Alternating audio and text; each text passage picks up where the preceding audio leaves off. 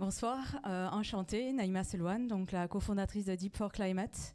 Deep for Climate, bon, le mot est dedans, le climat. Le climat est un sujet encore plus d'actualité qu'il ne l'était quand on a commencé à travailler sur le sujet.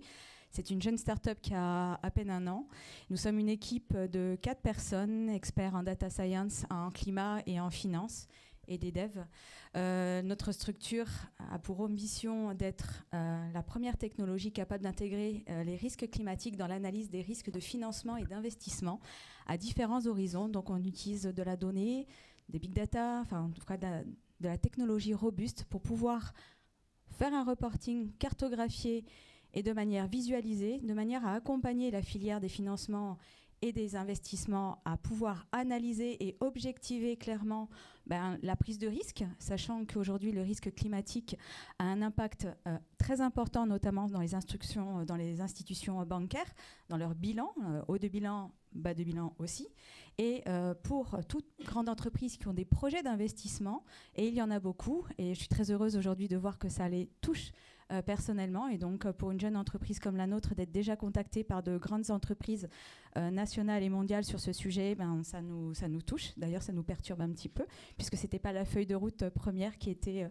à laquelle on était prédestiné. Donc, comme quoi, finalement, quand on dit qu'une jeune entreprise peut bouger, pivoter, c'est tout à fait vrai.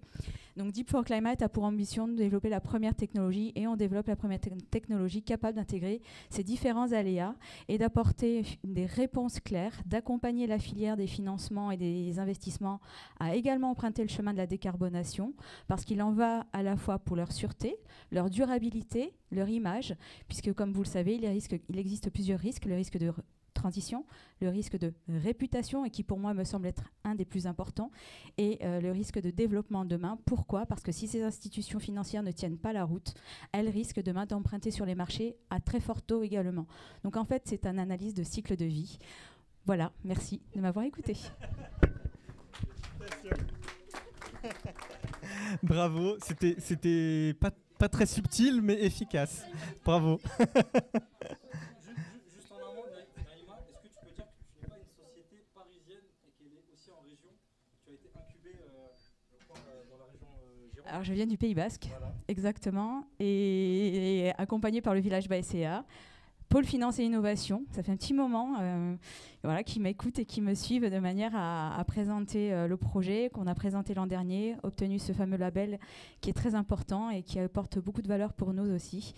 Et comme quoi la province possède aussi des personnes qui ont une certaine envie d'agir pour le climat.